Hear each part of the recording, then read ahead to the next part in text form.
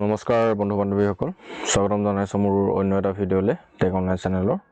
তো মই আজি আপোনালোকক যেটো অসম পুলিচৰ জেল ৱাৰ্ডাৰ পোষ্ট আহিছে প্ৰথমতে নটিফিকেশনটো দেখাই লৈছো তাৰ পিছত মই এপ্লাই প্ৰসেছ আপোনালোকক দেখাম ইয়াতে আপোনালোকৰ নটিফিকেশন দেখা পাইছে চাগে requirement for the post of jail warder in prison department so ইয়াতে আপোনাৰ প্ৰথমতেটো টোটেল পোষ্ট কিমান আহিছে 138 টা টোটেল পোষ্ট আহিছে জেল ৱাৰ্ডাৰ প্ৰিজন ডিপাৰ্টমেন্ট আৰু ইয়াতে আপোনাৰ স্যালাৰিটো লিখা আছে 14000 ৰ পৰা 70000 লৈকে আপোনালোকৰ হ'ব গ্ৰেড পে 5200 তো লগত প্লাস আপোনাৰ ইয়াতে এপ্লাই ষ্টাৰ্ট হৈছে 22 জানুৱাৰী 2026 ৰ পৰা 22 ফেব্ৰুৱাৰী 2026 লৈকে সো ইয়াতে আপোনালোকৰ প্ৰথমতে ক্যাটেগৰি ওয়াইজ দেখাই দিছো কোড কিমান বজে যেনে আনৰিজাৰ্ভৰ মেল 64 টা আৰু ফিমেলৰ 30 টোটেল 77 ওবিসি এমওবিসি 23 4 27 তো আপোনালোকে দেখি পাইছে চাগে এসসি 8 টা মেলৰ ফিমেলৰ 2 টা টোটেল 10 টা এসটিপি 11 টা ফিমেলৰ 2 টা টোটেল 13 টা সো ইয়াতে এলিজিবিলিটি ক্ৰাইটেৰিয়া আপোনালোক পাৰ্মানেন্ট ৰেসিডেন্স আপোনাৰ আসাম হ'ব লাগিব তাৰ পিছতে আপোনালোকৰ ওবিসি এসটি এসসি যদি আপোনালোক হয় দেন আপোনালোকৰ কাষ্ট সাৰ্টিফিকেটটো আপলোড দিব লাগিব তাৰ পিছতে এমপ্লয়মেন্ট এক্সচেঞ্জ লাগিব আপোনালোকৰ আৰু অসমীয়া আপোনাৰ যেটো speak SMS or any other state language fluently তো ইয়াতে আপোনালোকে অসমীয়া ভালদৰে জানিব লাগিব এজ ক্ৰাইটেৰিয়া লিখা আছে এজ মাস্ট বি আপোনাৰ 18 পৰা 40 বছৰ বয়সৰ হ'ব লাগিব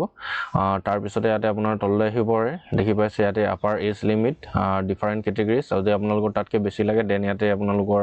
ৰিলেক্সেশন পাব পাৰে এসটিপি 5 বছৰ এসটিএইচ 5 বছৰ মানে এসসি এসটিপি এসটিএইচ ৰ কাৰণে 5 বছৰ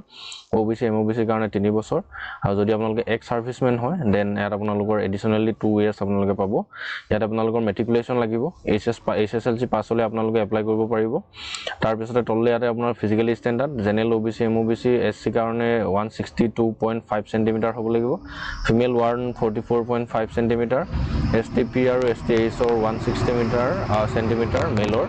ফিমেলৰ 142 সেন্টিমিটাৰ সো চেষ্ট আপোনালোকৰ মেলৰ কাৰণে 81 লাগিব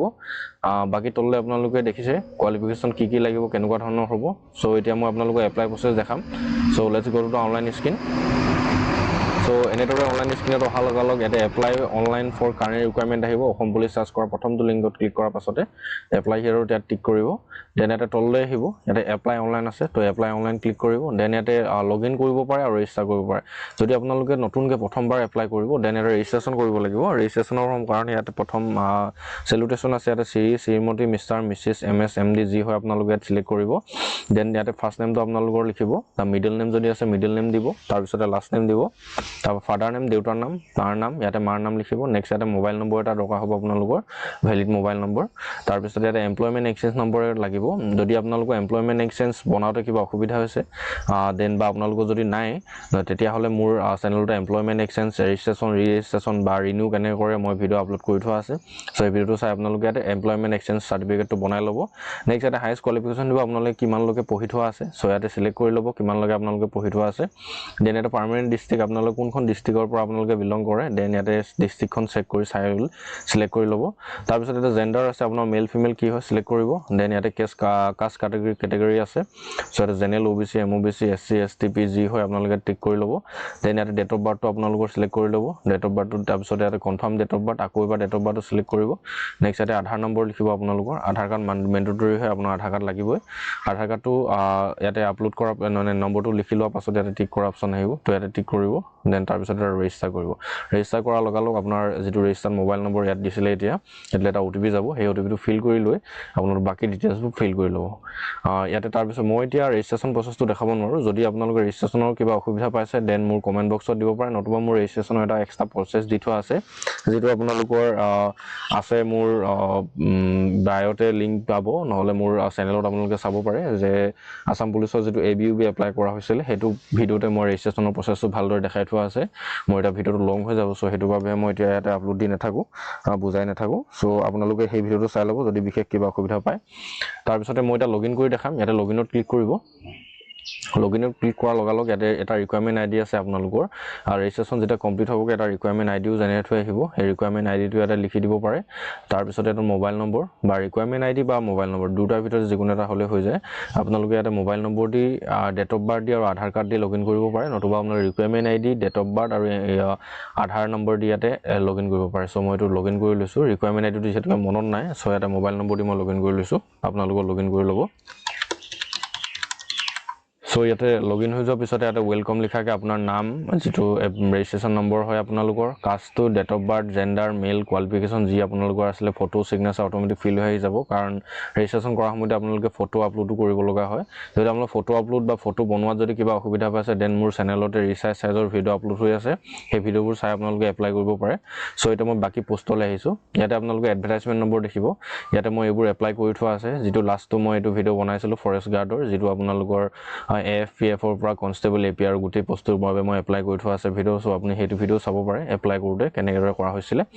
সো এতিয়া মই এপ্লাই কৰিম যেটো আপোনাৰ requirement for the post of jail warder in prison department যেটো আপোনাৰ জেল ওয়াৰ্ডাৰ পোষ্ট হয় সেই জেল ওয়াৰ্ডাৰ পোষ্টটো মই আপোনালোকক এপ্লাই কৰি দেখাম এতিয়া এটা জেল ওয়াৰ্ডাৰ পোষ্টৰ কাৰণে এটা এপ্লাইত ক্লিক কৰিব এপ্লাইত ক্লিক কৰাৰ লগে লগে এন্ডৰ এটা অপচন আহি যাব আৰ ইউ এন এক্স সাৰ্ভিসমেন আহিব যেহেতুকে মই নহয় তো নো সিলেক্ট হৈ আছে তো সেভ এন্ড প্ৰসিডত ক্লিক কৰিব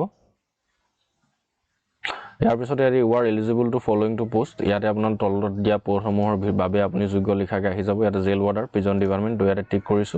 দেন এটা সাবমিটত টিক কৰিব